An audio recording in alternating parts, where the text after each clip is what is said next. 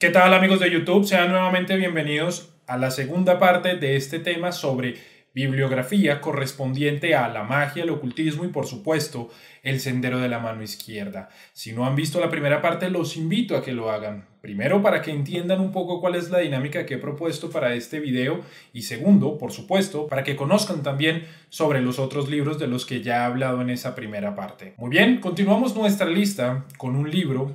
cuya temática o cuya corriente ya he tocado aquí dentro del canal ampliamente. De hecho, he dedicado un video por completo a hablar de esta corriente. Estoy hablando del llamado satanismo anticósmico o corriente 218, que podemos decir encuentra sus bases o encuentra uno de sus primeros inicios, al menos de forma pública, precisamente en el libro del cual les voy a hablar, el famoso Liber Acerate. Hablar del Liber Acerate implica hablar de muchas cosas al mismo tiempo, ¿no? No quiero detenerme tampoco mucho aquí, dado que ya tengo un video, como les indicaba, sobre satanismo anticósmico, cuya miniatura dejaré al final de este video para quienes estén interesados.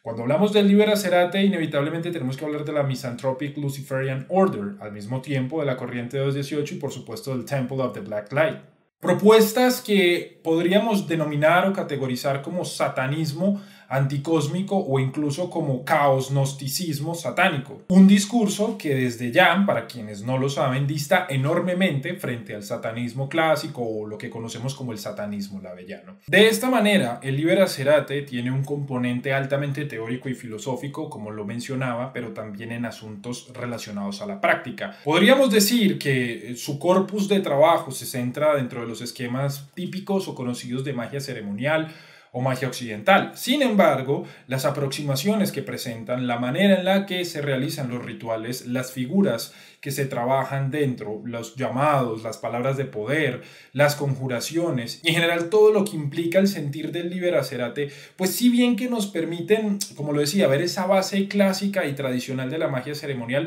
pero operando de otras maneras, de otras formas, conteniendo, por ejemplo, descripciones sobre herramientas mágicas. También vemos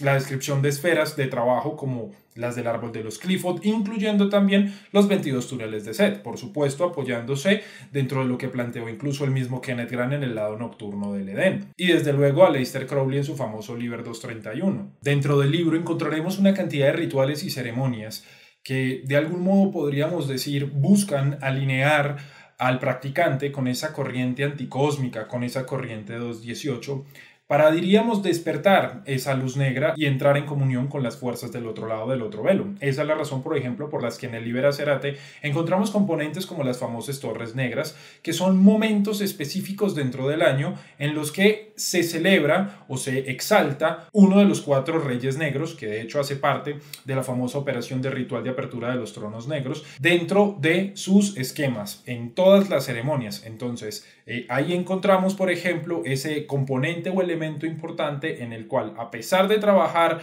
constantemente con estas fuerzas, pues si bien que se le da un día específico para trabajar únicamente con uno de esos tantos aspectos. Además de eso, el libro cuenta con un ritual propio de autoiniciación, algo que es realmente un asunto que preocupa a muchas personas, cómo realizar o qué ritual propiamente realizar de autoiniciación que le permita a uno, en este caso, entrar dentro de la corriente clifótica o la corriente del Citrara. Pues bueno, el Liber Acerate tiene una parte que está dedicada a esto. Algo que es importante resaltar sobre el Liber Acerate es que nunca vio la luz de forma física.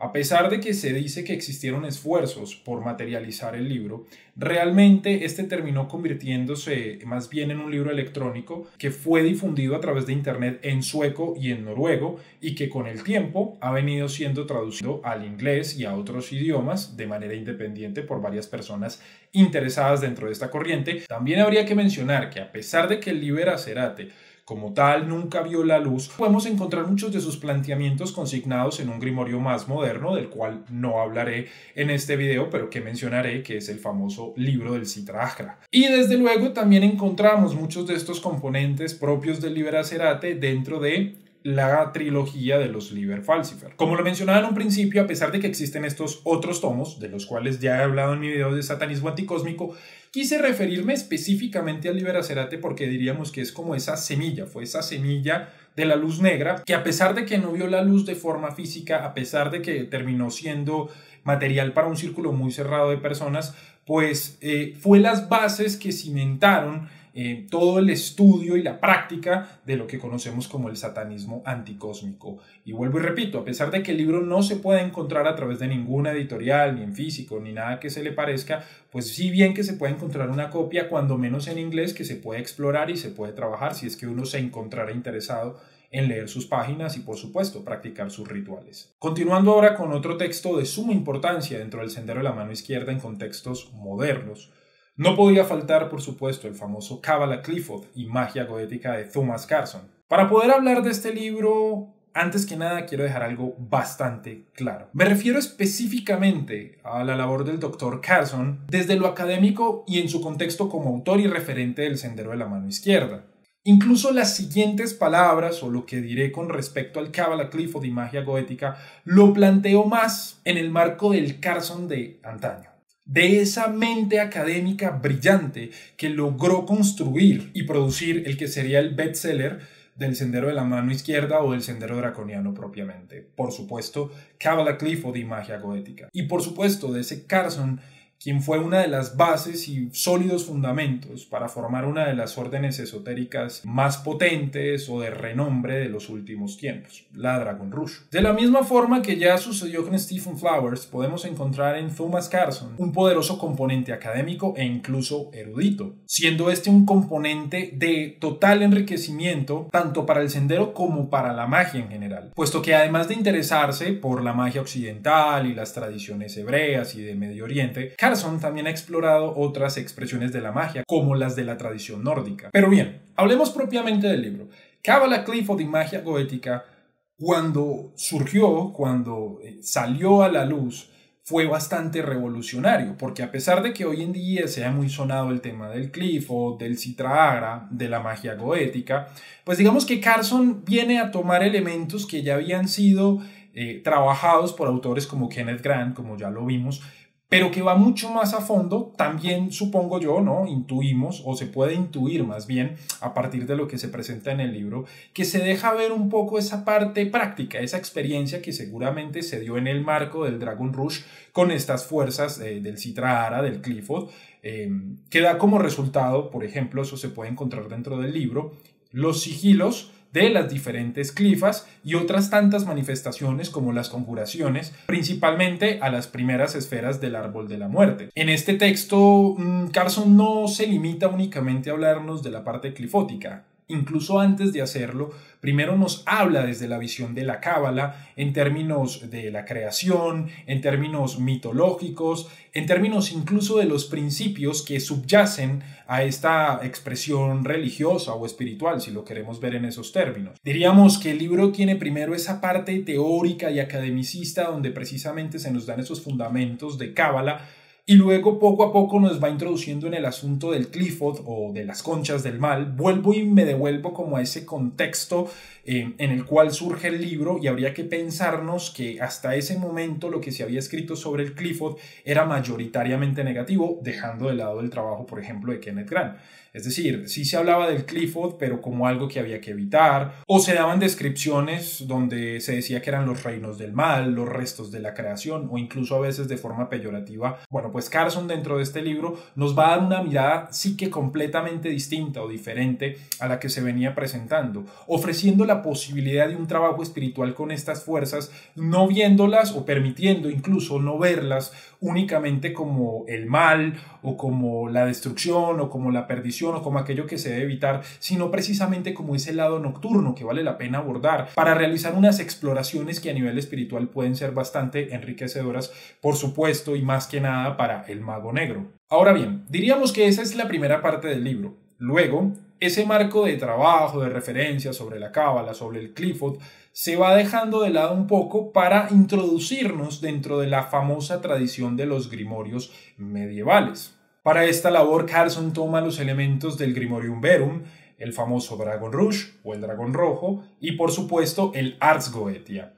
A propósito de lo cual nos va a dejar una lista de sigilos, atributos, descripciones de cada uno de estos genios de la Goetia. Al igual que lo hizo Lon Milo Duquette en el Goetia Illustrate, pues aquí Carson también nos deja ver parte de lo que fue su experiencia y trabajo con estas entidades goéticas y este esquema que tanto llama la atención hoy por hoy, siendo, como lo mencionábamos en el caso del Goetia Illustrate de Lon Milo Duquette, de suma importancia, porque realmente conocer de cerca la experiencia que otros han tenido en áreas de trabajo que nos interesan, pues sí que nos puede brindar unos consejos o unas ideas de lo que nos podríamos esperar o aquello que tendríamos incluso que anticipar. Realmente diríamos que Cábala y Clifford y Magia Goética es en gran medida un texto académico y puramente teórico con algunas partes prácticas. Sin embargo, me parece a mí, y creo que no estoy siendo descabellado en postularlo de esta manera, que es un paso obligado para todos aquellos quienes exploran las tradiciones del sendero de la mano izquierda, especialmente quienes están interesados en el trabajo clifótico. No podemos dejar pasar en este recuento histórico y bibliográfico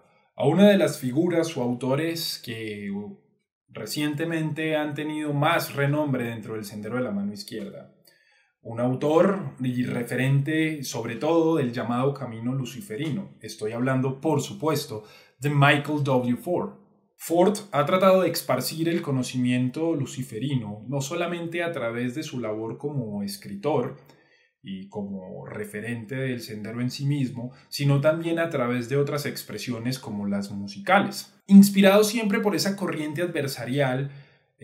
que ha explorado y ha investigado profundamente y que deja ver de manera amplia dentro de sus distintos textos y libros. A través de sus búsquedas ha focalizado su trabajo en la clásica mirada del sendero siniestro, es decir, en lo que respecta a la tradición hebrea, a la tradición de los grimorios y a todo este asunto cabalístico, clifótico, pero también tiene un componente bien interesante e importante, y es que es uno de los tantos autores, o de los pocos autores, incluso me atrevería a mencionar, que ha querido explorar esa figura adversarial dentro de panteones o dentro de grupos mitológicos que quizás no son tan sonados o tan populares como los persas y otras culturas de Medio Oriente. En ese sentido, Ford ha planteado un esquema para trabajar con entidades como Ahriman o los llamados Daevas también, los Jinn y otros tantos espíritus que corresponden precisamente a esas tradiciones y corrientes, diríamos, de Medio Oriente e incluso de lo que se conociera antaño como Mesopotamia. En su libro Luciferian Witchcraft o Brujería Luciferina, que es precisamente del que hablaremos a propósito de Ford dentro de este video, podemos encontrar ese recuento de lo que se llaman o lo que se denomina, de acuerdo a sus escritos, como máscaras deíficas, esas distintas representaciones que el adversario ha tenido en diferentes culturas, tradiciones y corrientes y que se interrelacionan entre sí y que definitivamente el practicante luciferino deberá conocer para acercarse precisamente a esas diversas manifestaciones que tiene el lado adverso, oscuro, siniestro o luciferino dentro del contexto del estudio y de la praxis mágica. Esto es precisamente lo que podemos encontrar dentro del libro junto con otros tantos párrafos y capítulos dedicados sobre todo a una reflexión o planteamientos de lo que podríamos denominar como el quehacer luciferino o la práctica del luciferianismo desde la mirada de Ford, por supuesto. El trabajo de Ford es especial, como lo decía, en la medida que es el resultado de una búsqueda investigativa, académica, de distintos referentes, tradiciones, corrientes. El trabajo de Ford se nota altamente inspirado por Austin Osman Spare, desde luego por Aleister Crowley y por otras tantas corrientes clásicas que encuentran en él una forma de amalgamarse y también de presentar otras propuestas como las que ya he mencionado al principio cuando estaba hablando de lo que ha venido siendo su marco de trabajo. Sin embargo, esto no quiere decir que abordar a Ford sea tarea sencilla, pues algunos de los comentarios que surgen alrededor de su trabajo es que en ocasiones puede llegar a ser confuso o que incluso puede llegar a tratarse de una idea de obtener todos sus libros o textos para poder comprender varias de las ideas que cita una y otra vez en varios de los libros que ha escrito. Y por otro lado, muchos otros también dicen que su trabajo se asemeja un poco a Andrew Chumley, a propósito de quien no hablaré definitivamente dentro de este video porque sus libros, sus teorías, sus prácticas, su sistema como tal no es realmente para todas las personas, diría que es un sistema o un esquema de trabajo para personas que están más avanzadas en el camino y la verdad me parece que realmente sería muy complejo tratar de sintetizar o poner en palabras más sucintas aquellas cosas que enmarcan la obra de Chumley. Pero devolvámonos al asunto de Ford. Bueno, estos pueden ser planteamientos que la gente tenga y realmente pues cada quien es libre de pensar o expresar lo que desea, ¿sí? No creo que tenga nada de negativo que el trabajo de Ford tenga similitudes con el de Chumley porque finalmente todos nos inspiramos en otras personas que ya han transitado por el camino. Y bueno, pues tanto con Ford como con otros autores pueden resultar distintas complicaciones a la hora de abordarlos porque pues recordemos que a pesar de que un autor o un referente sea cabeza del sendero de la mano izquierda, referente, un símbolo o un representante, pues todos seguimos siendo humanos y cometemos falencias y desde luego que un solo autor no tiene la verdad revelada. En ese sentido creo que ahí es donde vale la pena echar mano del trabajo de Ford porque a pesar de que hay elementos que puede que sean debatibles, hay otros tantos que pueden ser de bastante ayuda, teniendo en cuenta siempre que Ford es una persona que ha trabajado ampliamente en el sendero, en su parte teórica, en su parte práctica, y por supuesto vale la pena echar una mirada a su trabajo. Pero bueno, volviendo como tal al contenido del libro, Michael W. Ford en Luciferian Witchcraft o Brujería Luciferina nos ofrece distintas maneras de aproximarnos a la figura del adversario y nos ofrece también interesantes marcos de trabajo, como aquel que él denomina como Goetia Luciferina. Del mismo modo también nos ofrece una serie de trabajos, hechizos, conjuraciones y rituales en el marco de esa magia adversarial persa y de Medio Oriente. Finalmente el libro también cierra con capítulos dedicados a explorar la magia setiana o la magia de Set, que es el arquetipo del adversario en el antiguo Egipto, la tradición de los llamados vigilantes, estoy hablando de lo que corresponde directamente a Semyasa, a Azazel, la historia de los ángeles caídos que tuvieron relaciones con las hijas de los hombres, etcétera, etcétera. Y como cereza en el pastel de este libro, nos deja ver un poco de lo que viene a ser su visión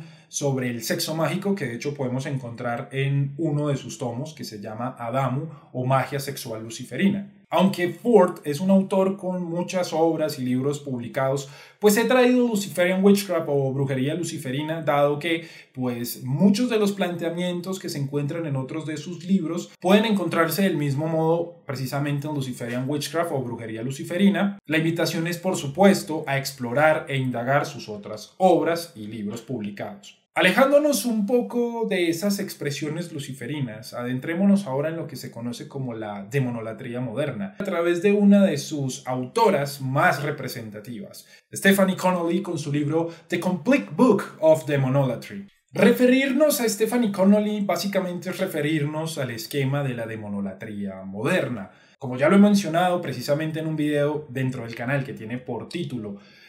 Demonolatría moderna, básicamente la demonolatría podríamos decir que es un camino o corriente que es afín a la magia negra y por supuesto al sendero de la mano izquierda. Sin embargo, tiene algunos elementos que quizás no le permiten ser 100% parte de esa tradición siniestra, en el sentido de que demonolatría quiere decir literalmente adoración de los demonios. Por esa razón, en el marco de este trabajo se encontrará que, primero que nada, hay una visión o una creencia de que, primero, pues es teísta, por supuesto, y segundo, de que esas entidades o demonios merecen ser adoradas o alabadas, casi que como sucede en otros esquemas religiosos o de prácticas espirituales. Sin embargo, como siempre he dicho, esto no quiere decir que no sea digno de revisar este tipo de trabajo y esta corriente en particular, dado que una de las cualidades que tiene Connolly, que precisamente permite ver en este libro, que es bastante completo, es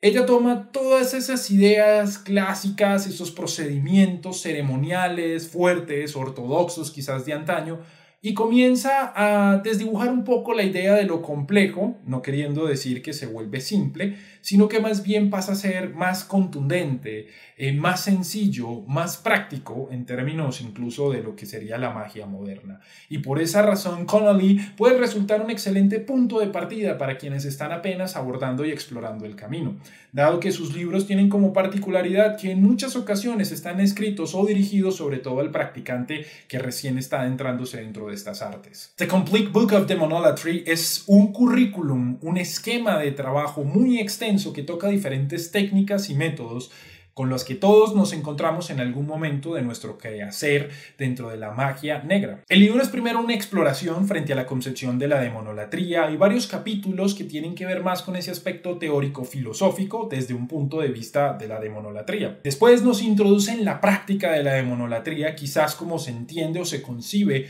hoy por hoy. Menciona la ejecución de rituales, el uso de herramientas mágicas y uno de los componentes más característicos de la demonolatría, que es el uso de oraciones y la entrega de ofrendas para conseguir el favor de los espíritus o de los demonios, diríamos, para que actúen por nosotros. A un nivel un poco más profundo, el libro nos presenta trabajos sobre meditaciones, visualizaciones, trabajos con sueño lúcido y proyección astral. Estos, aunque quizás suenen como elementos repetitivos o reiterativos que podemos encontrar en muchos otros textos y libros, pues habría que tener en cuenta que no todos los autores lo abordan de la misma manera y quizás nos puedan dar ciertas claves o ciertos tips o ciertas otras aproximaciones, métodos y técnicas que este otro autor no nos pudo dar. Quizás en ese sentido Connolly nos puede ofrecer algo que otros autores definitivamente no nos han podido otorgar. Tópicos interesantes del libro también incluyen la gematría, el trabajo con las llamadas claves o llaves enoquianas. Del mismo modo también nos presenta una parte en la que se habla sobre necromancia, magia sexual e incluso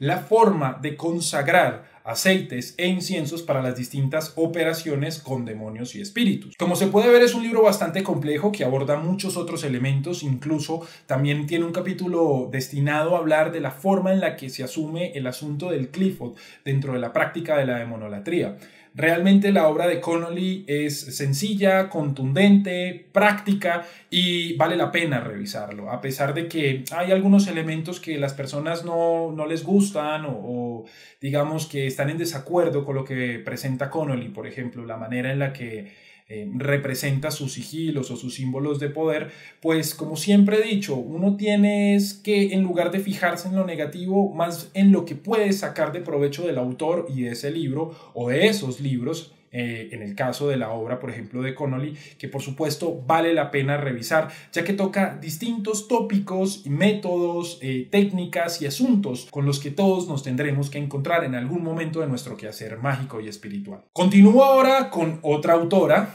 y esta es Gemma Gary con su libro Traditional Witchcraft. A ver, seguramente este libro rompe mucho la línea que se había venido siguiendo a través de los otros textos de los que he hablado dentro de este tema de bibliografía sobre magia, ocultismo y el sendero de la mano izquierda, dado que es un esquema mucho más salvaje, mucho más salido quizás del asunto ceremonial o de la alta magia o de la magia occidental en general como la conocemos, pero me pareció importante y relevante, y me parece de hecho importante y relevante, traer elementos como los que ofrece Gemma Gary a través de su libro Traditional Witchcraft, precisamente porque nos permite volver a esas raíces, a esos esquemas, a esas ideas incluso donde la magia, la brujería es territorio de lo salvaje, de lo natural. Es ahí precisamente en esos lugares de poder donde se puede encontrar el contacto con los espíritus, donde se puede llevar a cabo la práctica de la magia, la hechicería y la brujería. Estos son tópicos que son ampliamente tocados dentro de este libro Traditional Witchcraft, que de entrada habría que decir que se para dentro del esquema de trabajo de la llamada brujería o magia de Gran Bretaña. Dentro del libro vamos a poder encontrar una gama de hechizos prácticos para distintos asuntos de la mundanidad, la confección de distintas herramientas mágicas, la concepción frente a las entidades que corresponden a esa magia más folclórica directamente de Gran Bretaña que explica ampliamente Gemma Gary. Ahí también vamos a poder encontrar elementos del culto de la necromancia o el trabajo con los muertos, con el otro lado del velo. Y definitivamente es una manera de irse por otra vía, por una vía que nos pone más en contacto con los espíritus, con la naturaleza, con los lugares de poder, que nos devuelve a esa parte más salvaje, más natural, que no puede perderse dentro de la magia, dado que, como siempre he dicho, pues la modernidad trae consigo incluso cambios en cosas como la magia que parecería que no tendrían por qué verse permeados por este tipo de discursos, de aproximaciones o de filosofías, y sí que lo hace, y muchas personas hoy en día relegan únicamente su trabajo trabajo a la comodidad de una cámara ritual, a una habitación, pero no se atreven a acercarse al lugar de donde todo emana, que es la naturaleza. Y en ese sentido, Gemma Gary, no solamente a través de este libro Traditional Witchcraft, sino de toda su obra, nos permite volver a esas raíces de antaño, a esos ritos más brujeriles, a esas ideas sabáticas de las brujas en el bosque, del trabajo con los elementos herbales, del trabajo con los descarnados, del trabajo con los espíritus en general. Y definitivamente nos devuelve a esa idea atávica incluso de ese hechicero o de esa bruja del campo, del bosque y de estos sitios de poder. Seguimos ahora en este recuento con un autor moderno, representante del llamado sendero draconiano. Estamos hablando de Michael Kelly y específicamente de su libro Apophis. Así como en su momento el templo de Set fue la era post-Lavey o post-Church of Satan o Iglesia de Satán, diríamos que Kelly hace parte de esa ola post-templo de Set, porque hizo parte de este templo y allí realizó distintas labores, incluso alcanzó altos grados, pero renunció para seguir su propio camino, más enmarcado por esa línea draconiana, sin abandonar, por supuesto, esos principios o esas ideas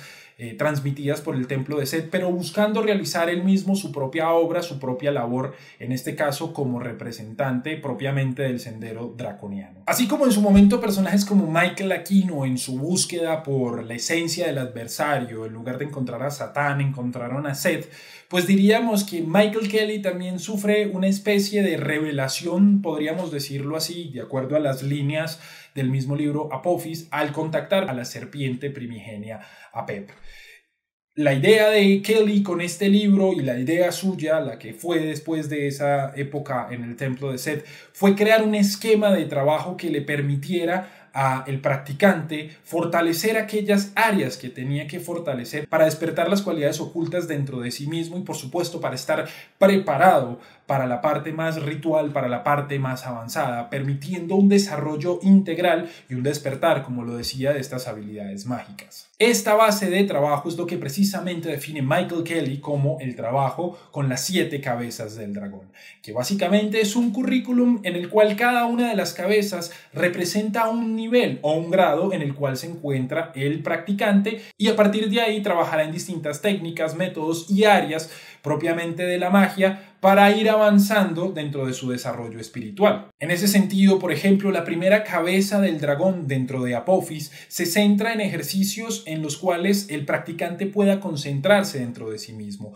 empezar a despertar su poder interno a través de ejercicios de meditación, visualización y concentraciones. La segunda cabeza diríamos que tiene también una parte muy similar a esta primera y trata más del control de la psique y de la expansión de la misma, permitiendo al practicante aquietar los pensamientos y enfocar la mente en un único punto. En la tercera cabeza, a partir de ese trabajo de la primera y la segunda, ya hablamos del despertar de habilidades que diríamos son clarividentes o que propiamente denotaríamos como cualidades o habilidades mágicas. De allí en adelante, las cabezas siguientes hablan de un trabajo de desarrollo y avance dentro del quehacer espiritual y mágico, permitiéndole al practicante trabajar lo que autoras como Asenath Mason denominan como el dragón interno. Y es que en lugar de centrarse únicamente en conjuraciones, llamados, rituales y ceremonias, que es algo que muchas personas quieren hacer, pues primero Kelly ofrece ese fortalecimiento del individuo,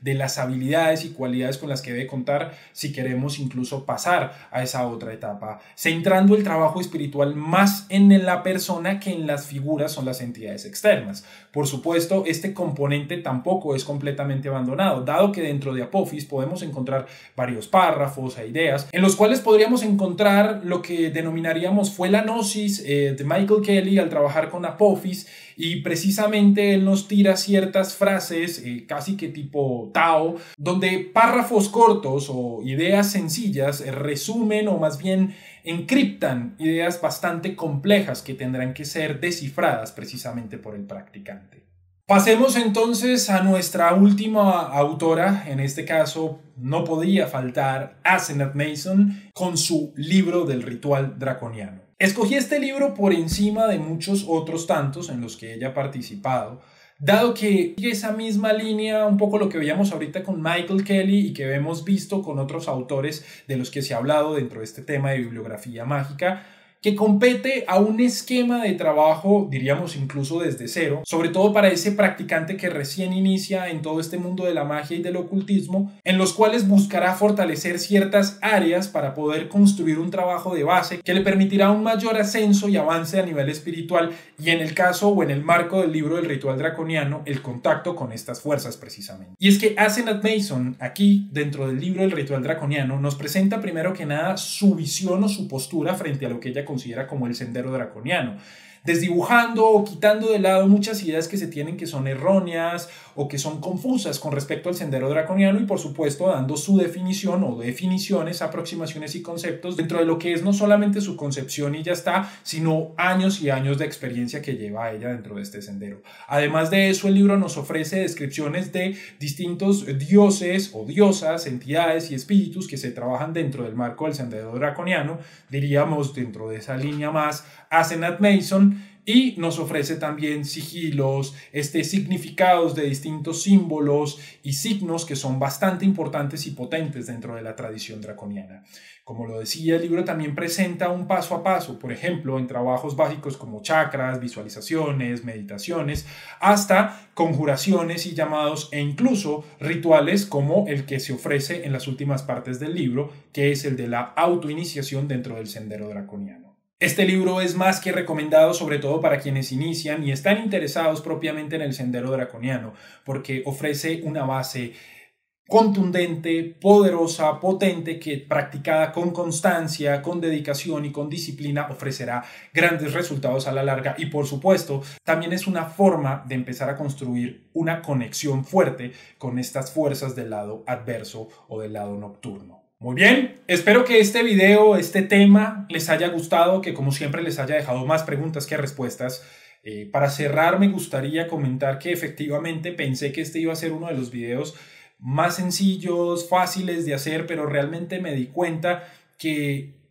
implica hablar no solamente del libro como tal, sino del autor, la corriente, la escuela mágica desde la que se para el autor, valga la redundancia, para plantear lo que podemos encontrar en cada uno de los libros de los que mencionaba y de los que hablaba. Eso nos va a permitir comprender cuáles son las ideas que hay detrás. Porque definitivamente podemos hablar sobre Goetia, pero no es lo mismo hacerlo desde Michael Ford, no es lo mismo hacerlo desde Connolly, no es lo mismo hacerlo desde Lon Milo Duquette, como para dar un ejemplo breve. Espero que esta temática les haya gustado y les permita enriquecer sus propias búsquedas. Creo que hay un par de libros por ahí que les llamarán bastante la atención y que por supuesto podrán adquirir bajo sus propios medios y van a poder empezar a explorar este material y sobre todo a practicar con él mismo. Por favor suscríbanse, denle me gusta y compartan este video. Su apoyo como siempre es fundamental para que esto siga creciendo. Les recuerdo también que pueden visitar mis redes sociales, Facebook e Instagram, donde encontrarán contenido todas las semanas relacionados a la magia, al ocultismo, desde el sendero de la mano izquierda. Y para aquellas personas que están interesadas en ahondar todavía mucho más en los temas que están planteados aquí en Ecos del Abismo, de la magia, el ocultismo y la práctica del sendero de la mano izquierda,